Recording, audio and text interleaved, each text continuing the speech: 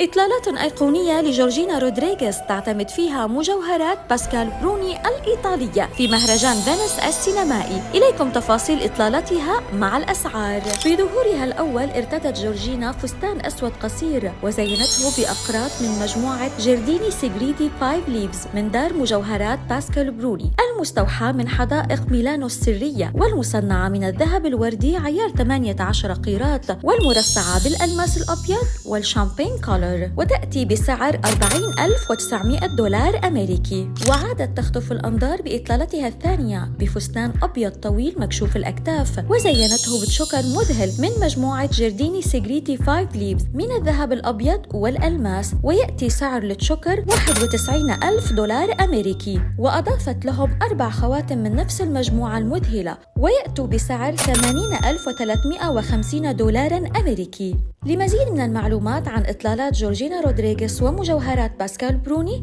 زوروا موقعنا thejewelrytales.com.